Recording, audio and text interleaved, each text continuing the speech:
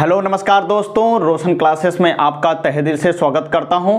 दोस्तों आज हम बात करेंगे क्लास 12th के यूपी बोर्ड के फिजिक्स की बात करेंगे कि फिजिक्स में यूपी बोर्ड में सबसे ज़्यादा कठिन डिफिकल्ट आते हैं पेपर, क्वेश्चन बनते हैं जो उस क्वेश्चन में सबसे ज़्यादा न्यूमेरिकल होते हैं, जो कि न्यूमेरिकल लगाने में हम लोग को बहुत ज़्यादा कठिनाई होती है। मेन चीज़ है कठिनाई इसलिए होती है कि कठिनाई फार्मूले हम लोग को याद नहीं होते हैं, यानी सूत्र याद नहीं होता है कि सवाल तो दिया रहता है लेकिन सूत्र याद नहीं रहता है। तो उसी सूत्र को हम लोग अच्छे से हर चैप्टर वाइज याद कर लेंगे तो आपके न्यूमेरिकल बन सकते हैं। 70 न्यूमेरिकल दिए हैं, 70% न्यूमेरिकल आपका 70 नंबर का पूर्णांक रहेगा।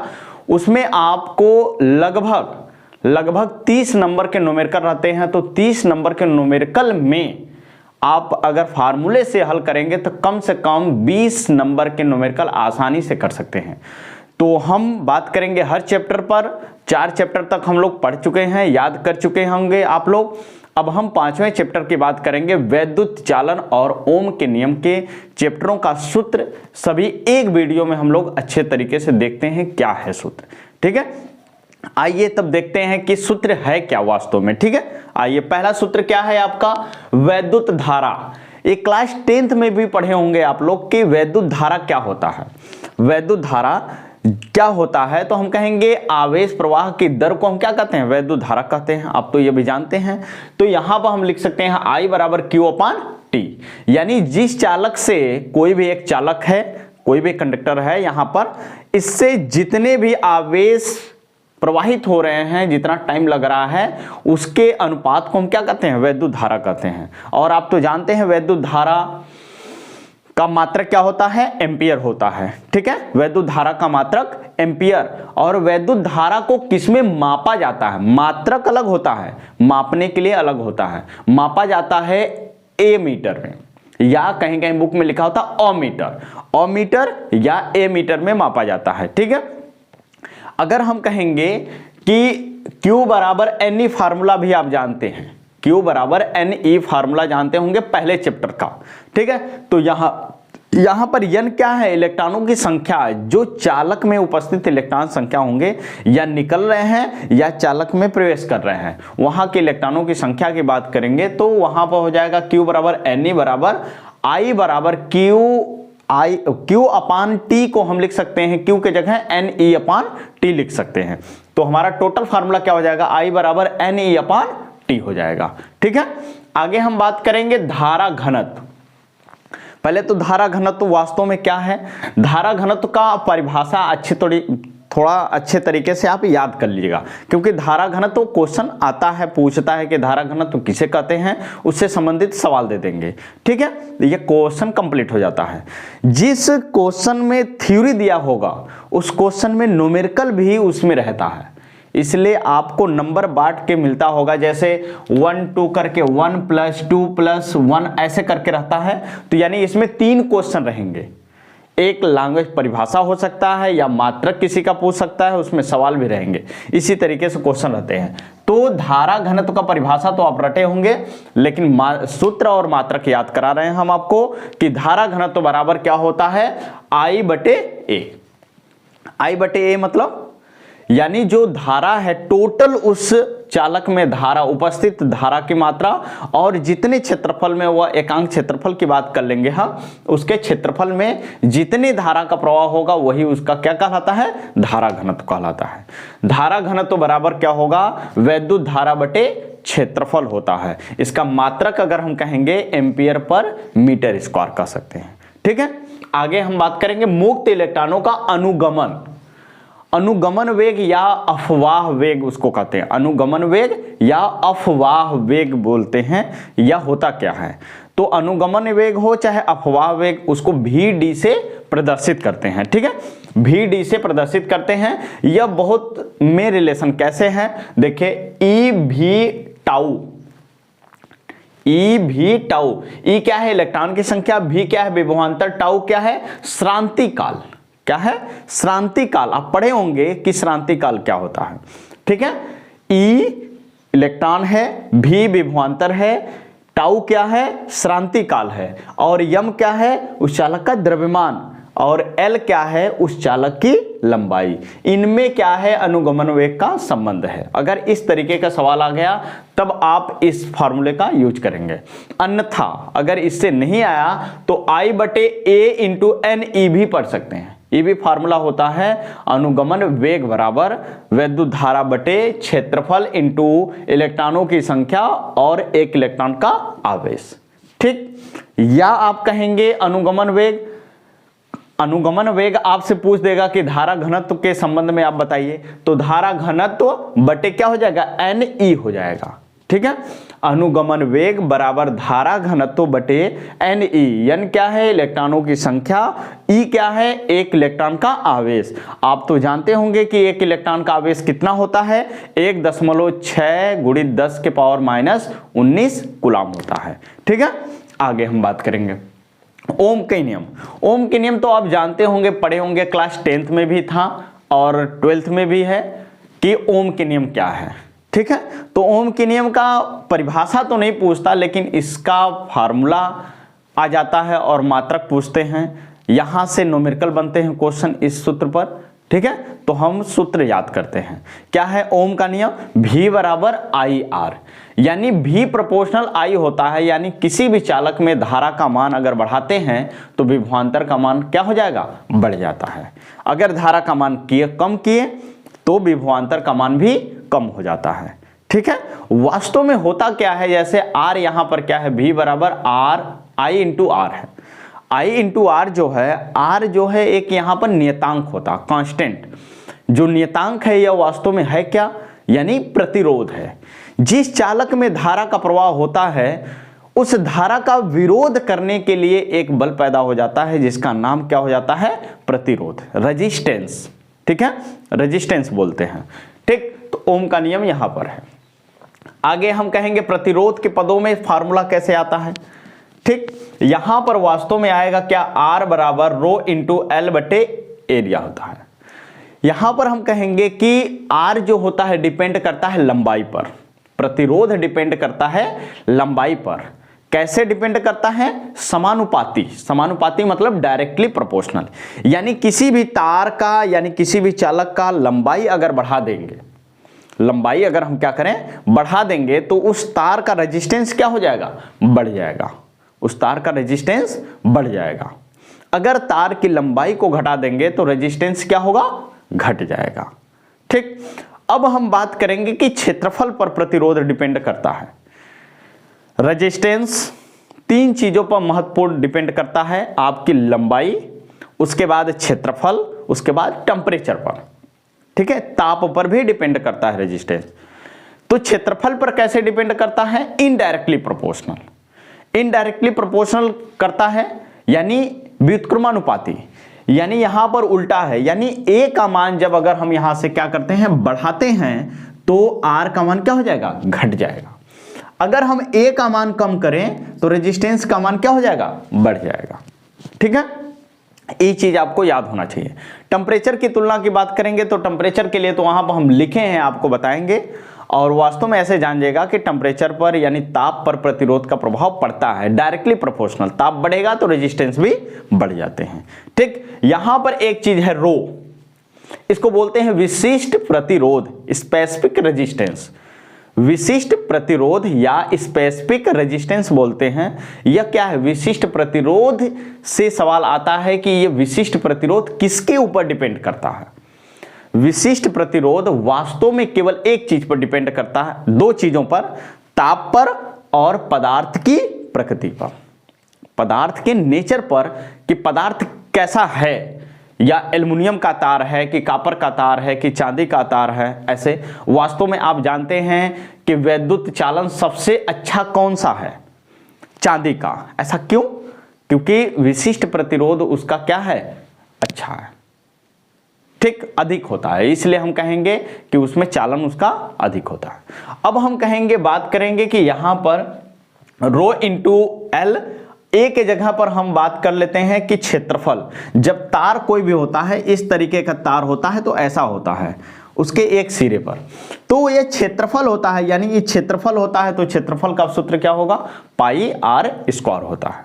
ठीक, अब हम बात करेंगे फार्मूला कि आर के डायरेक्टली आर के संबंध में ही फार्मूला आता है, क्या है, रो इंटू एल का स्क्वायर डी अपान एम होता है। ये वास्तव में ए जो था यहां ऊपर नीचे हम एल का इंटू कर दिए, तो यहां पर हो गया क्या, एल का जब ऊपर नीचे इंटू करेंगे तो यहां एल स्क्वायर हो जाएगा, यहां पर ए इंटू एल हो जाएगा। अब यहां पर रो इंटू एल स्क्वायर हुआ, यहां पर रख लिए, और यहां पर ए इंटू एल हुआ। ए इंटू एल को क्या लिख सकते हैं, आयतन लिख सकते हैं। आयतन के बराबर क्या होता है, आयतन बराबर होता है द्रव्यमान बटे घनत्व। तो जब यहां पर द्रव्यमान बटे घनत्व लिखेंगे, द्रव्यमान ऊपर यहां रह जाएगा और घनत्व क्या हो जाएगा, ऊपर चला जाएगा। तो यह सभी चीजें बदलती नहीं है। अगले बार एग्जाम में यहां से क्वेश्चन आया था, यहां से क्वेश्चन आता है कि लंबाइयों का अनुपात दे देगा, जैसे आपको दे देगा कि लंबाई का अनुपात, जैसे मान लीजिए एक क्वेश्चन इसको हल करिएगा कि लंबाई का अनुपात आपको दे दिया कि एक ही पदार्थ का, एक ही धातु का तार, 3 तार हैं जिनकी लंबाइयों का अनुपात 1 2 3 ऐसे दे दिया। लंबाइयों का अनुपात क्या है, 1 2 3 ऐसे दे दिया, 1 2 3 ऐसे दे दिया, और इसके द्रव्यमानों का अनुपात दे दिया, द्रव्यमानों का अनुपात आपको दे दिया है 3 संबंधे 2 संबंधे 1 ऐसे दे दिया। तो अब कहा है कि इनके रेजिस्टेंसों का अनुपात क्या होगा, प्रतिरोधों के अनुपात क्या होगा। अब इस सवाल को अब लगाने के बाद कमेंट जरूर करिएगा कि क्या इसका आंसर है। ये भी और अगले बार भी एग्जाम में यूपी बोर्ड से यह क्वेश्चन इस सूत्र पर आया था, जो कि बहुत कम बच्चे लगाए थे, इसलिए आप कोशिश करिएगा कि इस सवाल को अच्छे से लगाने के लिए कोशिश करिएगा। ठीक है, इस सूत्र पर आते हैं सवाल। ठीक, आगे हम बात करेंगे वैद्युत क्षेत्र की तीव्रता। वैद्युत क्षेत्र की तीव्रता जो होती है वास्तव में E होता है, E बराबर विभवांतर बटे L है। 2 तारों के बीच या 2 सिरों के बीच का पोटेंशियल यानी विभवांतर जो होता है उस तार की लंबाई के अनुपात के बराबर होता है वैद्युत क्षेत्र की तीव्रता के, यानी E बराबर V अपान L को होता है, V अपान L होता है जो वैद्युत क्षेत्र की तीव्रता होती है। ठीक है, वैद्युत क्षेत्र की तीव्रता का मात्रक यहां पर हो सकता है वोल्ट पर मीटर भी हो सकता है, न्यूटन पर कूलाम भी हो सकता है। ठीक है, आगे हम बात करेंगे विशिष्ट प्रतिरोध। विशिष्ट प्रतिरोध और वैद्युत क्षेत्र की तीव्रता और धारा घनत्व में क्या रिलेशन है, यह क्वेश्चन लगातार बार बार आता रहता है एग्जाम में यूपी बोर्ड में। ठीक है, तो यहां से हम बात करेंगे कि विशिष्ट प्रतिरोध बराबर हो जाएगा वैद्युत क्षेत्र की तीव्रता बटे धारा घनत्व, बटे धारा घनत्व। और E को हम क्या लिख सकते हैं यहां पर, अब यहां पर फार्मूला चेंज हो जाएगा। E विशिष्ट प्रतिरोध के पदों में है R इंटू ए अपान एल। यह कहां से फार्मूला आया, यहां से। इसको जब हम इंटू करेंगे, पक्षांतर करेंगे, तो रो बराबर आ जाएगा R ए अपान एल के बराबर हो जाता है। ठीक है, आगे हम फार्मूला पढ़ेंगे चालकता। चालकता क्या होता है, चालकता वास्तव में हम कहेंगे प्रतिरोध के व्युत्क्रम को चालकता कहते हैं। चालकता क्या होता है, चालकता प्रतिरोध के व्युत्क्रम को चालकता कहते हैं। तो चालकता का सूत्र याद रखिएगा, कभी कभी इसको कैपिटल जी से प्रदर्शित करते हैं, कहीं पर कोई टीचर बताता है कैपिटल सी से प्रदर्शित करते हैं। ठीक है, तो दोनों में कंफ्यूजन नहीं होना चाहिए। आप कैपिटल सी से भी कर सकते हैं, कैपिटल जी से भी कर सकते हैं, बस कर रहे हैं जहां पर लिख रहे हैं वह आपको कंसेप्ट क्लियर होना चाहिए कि सी से हम डिनोट कर रहे हैं चालकता को कि कैपिटल जी से कर रहे हैं। ठीक है, तो चालकता क्या है, प्रतिरोध के व्युत्क्रम को हम क्या कहते हैं, चालकता कहते हैं। उसका मात्रक क्वेश्चन आता है, मात्रक बराबर पूछता है, तो यहां पर हम कह सकते हैं इसको प्रति ओम, या इसको बोलते हैं मोहो। क्या बोलते हैं, मोहो या प्रति ओम कहेंगे। ठीक है, ये फार्मूला आपको याद होना चाहिए। अब विशिष्ट चालकता क्या होता है, विशिष्ट चालकता जो होता है विशिष्ट प्रतिरोध के व्युत्क्रम को क्या कहते हैं, विशिष्ट चालकता। जैसे यहां पर चालकता को हम क्या कहे थे, प्रतिरोध के व्युत्क्रम को चालकता, तो उसी तरीके से यहां पर विशिष्ट चालकता जो होता है वो क्या होता है, विशिष्ट प्रतिरोध के व्युत्क्रम को हम क्या कहेंगे, विशिष्ट चालकता बोलते हैं। ठीक है, आगे हम बात करेंगे यहां पर क्वेश्चन नंबर 10 सूत्र पर, प्रतिरोध का ताप के साथ परिवर्तन। प्रतिरोध के ताप पर परिवर्तन क्या है, जैसे RT जो लिखा है, आर टी जो लिखा है यह आर का टेम्परेचर बढ़ने पर रेजिस्टेंस है, टेम्परेचर टी टेम्परेचर बढ़ने पर प्रतिरोध है। आर नॉट का मतलब जब टेम्परेचर कुछ भी नहीं है, नॉर्मल है, निर्वात है, शून्य है, तब के लिए यह प्रतिरोध पहले का प्रतिरोध है। ठीक है, 1 plus alpha into T. T जो है टाइम उसका है, यहां अरे टेम्परेचर है, यहां पर अल्फा जो है यहां पर ताप गुणांक है उसका। क्या है? ताप गुणांक को हम किससे डिनोट करते हैं? अल्फा से। ठीक है, यह फार्मूला आपको याद होना चाहिए। यहां पर दे देगा कि पहले कोई एक चालक है, उसका टेम्परेचर कुछ पहले है, तो इसको हम डिनोट करेंगे किससे? पहले टेम्परेचर को आर नॉट से डिनोट करेंगे। अब उसके बाद कह देगा ताप गुणांक या प्रतिरोध ताप गुणांक दे देगा आपको सवाल में, और कहेगा कि 5 डिग्री सेल्सियस पर उस तार का प्रतिरोध क्या होगा। 5 डिग्री सेल्सियस पर उस तार का प्रतिरोध क्या है, तो यानी आर टी का मान निकालना होता है। तो यहां से आप आसानी से हल कर सकते हैं। ठीक है, आगे हम बात करेंगे सेल का वैद्युत वाहक बल क्या होता है। सेल का वैद्युत वाहक बल E बराबर W/Q होता है। E बराबर W/Q होता है। E क्या है? वैद्युत क्षेत्र की तीव्रता है। W क्या है? E जो है वैद्युत वाहक बल है। यहां पर क्या है? E वैद्युत वाहक बल है। E यहां पर जो था E इलेक्ट्रिक फील्ड था, लेकिन यहां पर E जो है वैद्युत वाहक बल है। इसी E को हम भी लिख सकते हैं। E को हम क्या कर सकते हैं? भी लिख सकते हैं। और यहां पर W क्या है? वर्क, कार्य है। ठीक है, और नीचे Q जो है आवेश आपका है। ठीक, वैद्युत वाहक बल का मात्रक भी क्या होता है? विभवांतर के मात्रक के बराबर होता है, यानी वोल्ट होता है। ठीक, आगे हम कहेंगे धारा घनत्व, विशिष्ट चालकता, वैद्युत क्षेत्र की तीव्रता में संबंध क्या होता है। तो यहां पर हम लिख सकते हैं J बराबर E इंटू सिग्मा। J बराबर E इंटू सिग्मा, या हम इसी को लिख सकते हैं रो बराबर E अपान धारा घनत्व, यानी रो विशिष्ट प्रतिरोध, E जो है वैद्युत क्षेत्र की तीव्रता, और J क्या है? धारा घनत्व है।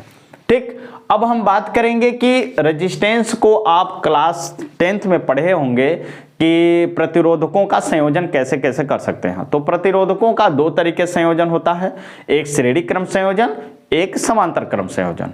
श्रेणी क्रम संयोजन में हमेशा धारा क्या होती है? समान होती है। जैसे श्रेणी क्रम संयोजन जो झालर लगे होते हैं शादियों विवाहों में, वहां पर जो झालर होते हैं तो बत्तियां सभी एक समान जैसे बत्ती हैं। यानी क्यों? क्योंकि सभी के पास करंट क्या होता है? बराबर जाता है। ठीक, और हर रेजिस्टेंस के पास श्रेणी क्रम में विभवांतर अलग अलग होता है, यानी भिन्न होता है। ठीक, अब हम बात करेंगे कि उसका रेजिस्टेंस, कुल टोटल रेजिस्टेंस क्या होता है, यानी R इक्विवेलेंट बराबर होता है R1 plus R2 plus R3 plus dot N, अगर रेजिस्टेंस लगाए हैं तो N तक। ठीक है, अब बात करेंगे हम समांतर क्रम की। समांतर क्रम में रेजिस्टेंस का तुल्य कितना होता है वास्तव में?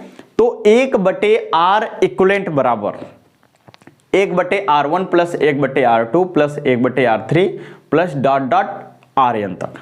ठीक, यानी n संख्याओं तक ऐसे ही वो जुड़े रहेंगे, यानी 1/Rn हो जाएगा। यहां पर इस तरीके से क्रम में जुड़े रहते हैं। और समांतर क्रम में सभी रेजिस्टेंस के पास विभवांतर समान होता है, लेकिन करंट क्या होता है? भिन्न होता है। ठीक है, अब हम बात करेंगे वर्क की, बात करेंगे कार्य पर। आ जाइए, यहां पर हम बात करेंगे, इन दोनों सूत्र को आपको अच्छे तरीके से याद रखना होगा, क्योंकि डायरेक्ट यहां पर यह सर्किट बनाकर आपसे सवाल पूछा जाता है कि आप इसका तुल्य रेजिस्टेंस निकालिए या करंट निकालिए। तो आपको पहले वहां पर श्रेणी क्रम, समांतर क्रम दोनों में दिया रहेगा परिपथ, आपको हल करके अच्छे तरीके से आपको रेजिस्टेंस टोटल निकालना पड़ता है।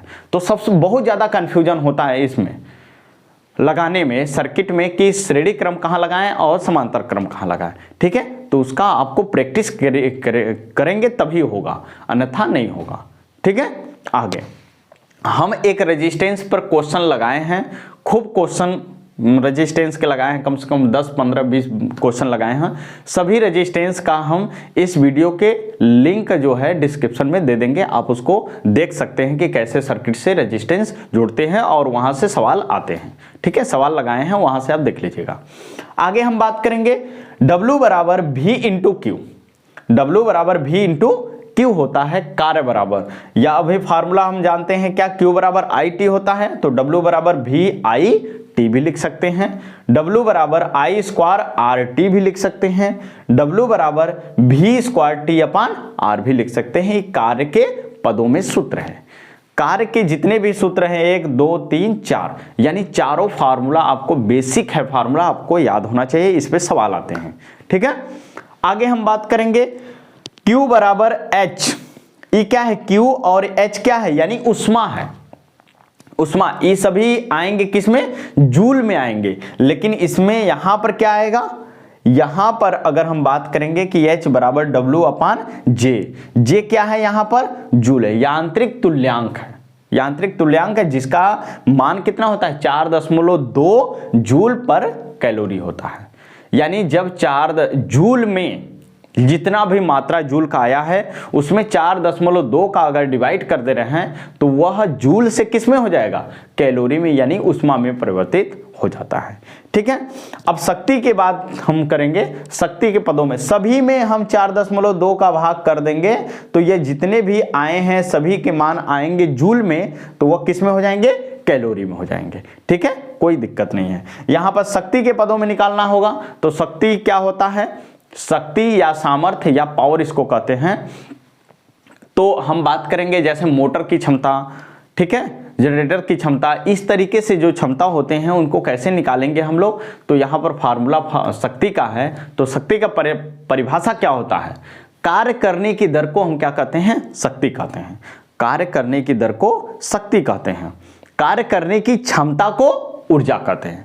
कार्य करने की जो क्षमता होती है ऊर्जा होती है, कार्य करने की जो दर होती है उसे शक्ति कहते हैं। अब यहाँ पर W अपान T, W के जितने भी फार्मूले हैं उनको अगर हम यहाँ पर W के जगह पर रखकर हर बार चेंज करेंगे तो यह फार्मूला ऐसा बन जाएगा, P बराबर V इंटू आई, P बराबर I स्क्वायर R, P बराबर V स्क्वायर अपान R।